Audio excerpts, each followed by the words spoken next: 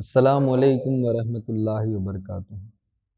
حضرت شمس تبریز جو مولانا جلال الدین رومی رحمۃ اللہ تعالیٰ علیہ کے پیر ہیں اور سلسلہ عالیہ نقشبندیہ کے بہت بڑے بزرگ گزرے ہیں، ان کے بارے میں ایک من گھڑت واقعہ بیان کیا جاتا ہے۔ خاص کر کے جو پاندھی حضرات ہیں یہ بیان کرتے ہیں، بالکل من گھڑت واقعہ، آپ نے بھی بہت مرتبہ سنا ہوگا۔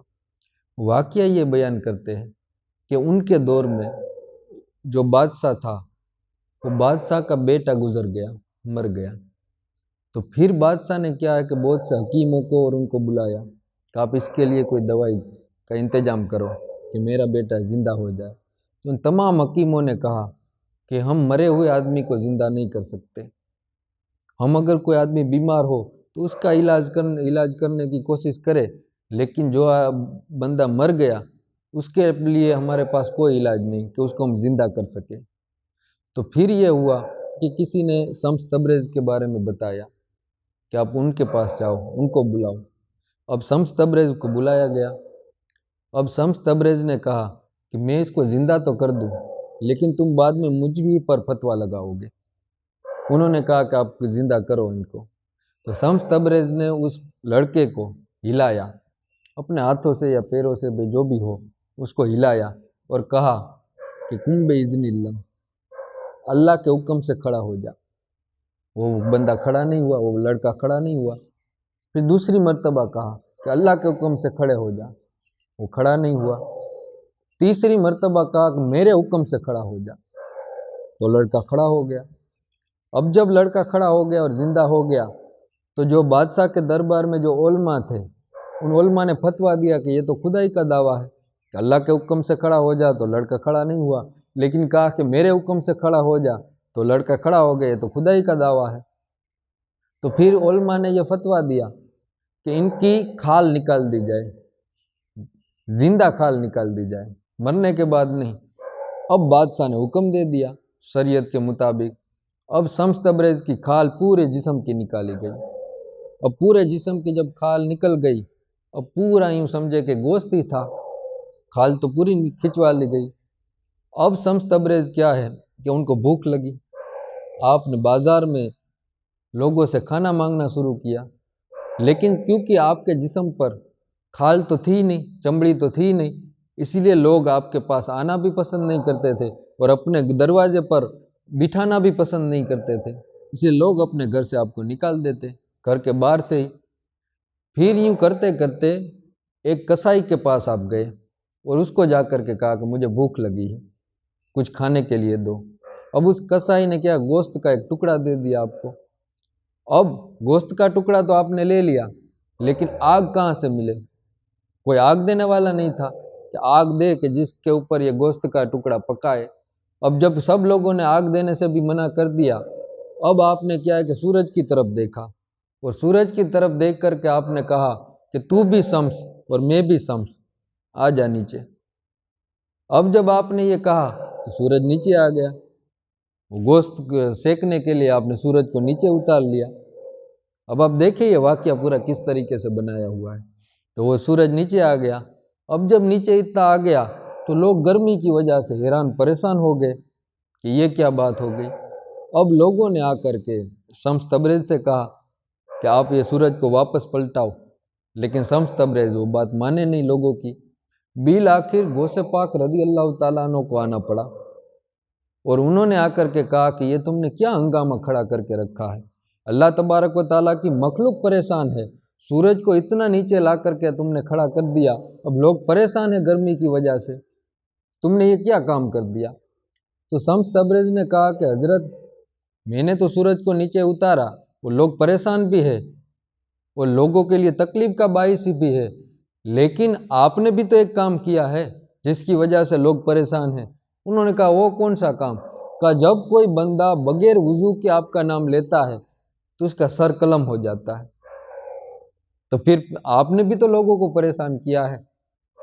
جب میں نے پریشان کیا سورج کو نیچے اتار کر کے تو آپ کا بھی یہ جلال ہے کہ آپ کے جلال کی وجہ سے جو بھی بندہ بغیر وضو کے آپ کا نام لیتا ہے اس کا سر قلم ہو جاتا ہے۔ تو پھر غوث پاک رضی اللہ تعالیٰ عنہ نے فرمایا کہ میں اپنا یہ جو جلال ہے اس کو کم کرتا ہوں، آج کے بعد جو بھی میرا نام بغیر وضو کے لے گا اس کا سر قلم نہیں ہوگا، بلکہ ہاں اتنا ہوگا کہ 40 دن کی اس کی روزی چلی جائے گی، رزق میں برکت نہیں رہے گی، رزق اس کا چلا جائے گا۔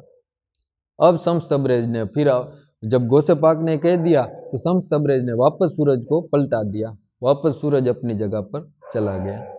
یہ پورا واقعہ بالکل من گھڑت ہے، بنایا ہوا ہے، کسی مستند کتاب میں یہ واقعہ موجود نہیں ہے، کسی مستند علماء کرام نے اس واقعے کو بیان نہیں کیا۔ یاد رکھ لے، میرے لفظوں پر آپ تفکر کریں، میں نے یہ نہیں کہا کہ کسی کتاب میں نہیں ہے، میں یہ کہہ رہا ہوں کہ کسی مستند کتاب میں نہیں ہے، کہ جس کتاب کو کسی مستند علماء کرام نے لکھا ہو، جیسے اعلیٰ حضرت نے لکھا ہو، شاہ عبدالحق محدث دہلوی نے لکھا ہو، شاہ ولی اللہ محدث دہلوی نے لکھا ہو، امام ربانی مجدد الفسانی نے لکھا ہو، جو امت میں جن کو یوں سمجھے کہ اتھارٹی مانا جاتا ہے، ایسے کسی مستند عالم دین نے یہ واقعہ نہیں لکھا، کیونکہ واقعہ ہی من گھڑت ہے۔ کیونکہ شمس تبریز اگر سورج کو نیچے لاتے تو ایسے مسلمانوں نے ہی واقعہ دیکھا، کیا اس دور کے غیر مسلموں نے نہیں دیکھا؟ یہ سورج جب اتنا نیچے آ گیا تو کسی غیر مسلم میں نے بھی یہ بیان نہیں کیا، ورنہ ہسٹری پوری موجود ہے، آقا علیہ السلام کی سیرت موجود ہے، صحابہ کرام کی سیرت موجود ہے، وہ ساری باتیں موجود ہے۔ تو پھر یہ شمس تبریز نے اگر سورج کو نیچے اتارا ہوتا تو مسلمانوں کو تو پتہ ہوتا، تو غیر مسلموں کو بھی پتہ ہوتا، انہوں نے کہیں اس کا ذکر نہیں کیا۔ دوسری بات، مسلمانوں میں بھی جو مستند علماء کرام ہیں انہوں نے کہیں یہ واقعہ نہیں لکھا، ایک کتاب کوئی نہیں دکھا سکتا مستند علماء کرام کی کہ جس میں یہ واقعہ لکھا ہو۔ دوسرا یہ کہ واقعہ کیونکہ من گھڑت ہے، بنایا ہوا ہے، اس لیے اس میں اگر آپ تھوڑا غور و فکر کریں تو اس میں بھی بہت سی خرابیاں ہیں۔ پہلی خرابی یہ ہے کہ اس واقعے میں لکھا ہوا ہے، یہ بیان کیا جاتا ہے، لکھا ہوا نہیں بیان کیا جاتا ہے کہ غوث پاک کا نام بغیر وضو کے اگر کوئی لے لیتا تھا تو اس کا سر قلم ہو جاتا تھا۔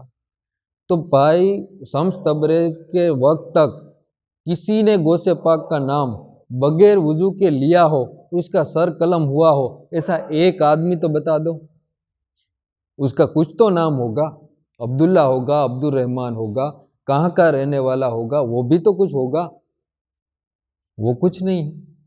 دوسری بات کہ غوث پاک رضی اللہ تعالیٰ عنہ کا بغیر وضو کے نام نہیں لے سکتے، زبان سے اگر بغیر وضو کے نام نکلا تو پہلے تو سر قلم ہو جاتا تھا اس واقعے کے مطابق، اور بعد میں 40 دن کا رزق چلا جاتا تھا، تو اس کا مطلب کہ غوث پاک کا نام بغیر وضو کے نہیں لے سکتے۔ حالانکہ ہمارے علماء کرام نے یہاں تک بیان کیا ہے کہ بغیر وضو کے قرآن پاک کی تلاوت بھی کر سکتے ہیں، قرآن پاک کو چھونے کے لیے وضو کرنا ضروری ہے، لازم ہے۔ اگر کسی کو زبانی یاد ہو قرآن پاک اور وہ بغیر وضو کے اگر قرآن پاک پڑھنا چاہے تو بغیر وضو کے قرآن پاک بھی پڑھ سکتا ہے، اور قرآن پاک میں انبیاء کرام کے بھی نام ہیں، خاص کر کے ہمارے آقا حضور صلی اللہ تعالیٰ علیہ وسلم کا بھی نام ہے، جیسے ایک آیت کریمہ میں ہے ما کان محمد ابا احد من رجالکم ولکن رسول اللہ و خاتم النبیین، تو اس میں ما کان محمد، تو محمد ہمارے آقا کا نام ہے۔ تو جب آقا علیہ السلام کا نام قرآن پاک میں آئے اور ہم بغیر وضو کے قرآن کی آیت پڑھ سکے، اس کا مطلب کہ آقا علیہ السلام کا نام لے سکتے ہیں لیکن غوث پاک کا نہیں لے سکتے، کیونکہ یہ واقعہ ہی پورا من گھڑت بنایا ہوا تھا۔ اسی لیے اس میں بہت سی خرابیاں ہیں، جس میں سے ایک خرابی میں نے آپ کو بیان کی، یہ واقعہ ایسے ہی بنایا ہوا ہے، اور خاص کر کے ہم نے یہ دیکھا ہے کہ جو پاندی حضرات جو جاتے ہیں وہاں ملتان، وہاں سے جب وہ واپس آتے ہیں تو اکثر لوگوں کو میں نے سنا ہے کہ وہ یہ واقعہ بیان کرتے ہیں، پتہ نہیں وہاں کوئی یہ بیان کرتا ہے یا وہاں سن کر کے آتے ہیں یا پتہ نہیں کس طریقے سے یہ بیان کرتے ہیں، لیکن زیادہ تر ہم نے یہ واقعہ انہی حضرات سے سنا ہے۔ تو ان کو پہلے خوف کرنا چاہیے ایسے من گھڑت واقعات بیان کرتے ہوئے۔ اور یہ واقعہ کیوں بیان کیا جاتا ہے؟ شمس تبریز کا مقام بیان کرنے کے لیے کہ ان کا تو اتنا اونچا مقام ہے، اولیاء کرام کے مقام کے لیے یہ من گھڑت واقعے کی کیا ضرورت ہے؟ قرآن اور حدیث اولیاء کرام کے فضائل میں اتنی زیادہ ہے کہ یہ من گھڑت واقعے بنانے کی ضرورت ہی نہیں ہے۔ کیا اولیاء کرام کے فضائل کے لیے صحیح احادیث نہیں ہے؟ ختم ہو گئی ہے۔ کیا قرآن پاک کی آیتیں نہیں ہیں جن میں اولیاء کرام کے فضائل بیان ہوئے ہیں؟ کیا حدیث پاک نہیں ہے کہ جس میں اولیاء کرام کے فضائل بیان ہوئے ہیں؟ اگر اولیاء کرام کے فضائل بیان کرنے کے لیے ایسے من گھڑت واقعوں کی اگر ضرورت پڑتی تو ہم لاکھ بار توبہ کرتے ہیں ایسے واقعوں سے۔ اور اگر اسلام کی حقانیت، اولیاء کرام کی حقانیت، صحابہ کرام کی حقانیت اور اسی طریقے سے انبیاء کرام کی حقانیت کو ثابت کرنے کے لیے اگر من گھڑت واقعات اور من گھڑت روایتیں اگر اس کا سہارا لینا پڑے تو ہم 1000 مرتبہ ایسے اسلام سے توبہ کرتے ہیں کہ جس کی بنیاد ہی جھوٹ پر ہو۔ قرآن اور احادیث موجود ہے اولیاء کرام کے فضائل کے لیے، اس کی کوئی ضرورت نہیں ہے۔ اسی لیے ایسے واقعات کو آگے بیان بھی نہیں کرنا چاہیے، خدا کا خوف کرنا چاہیے کہ اولیاء کرام کی طرف ایسی باتیں منسوب کرے جو واقعہ ہوا ہی نہیں ہے۔ اللہ تبارک و تعالی ہمیں بھلائیوں کی توفیق عطا فرمائے۔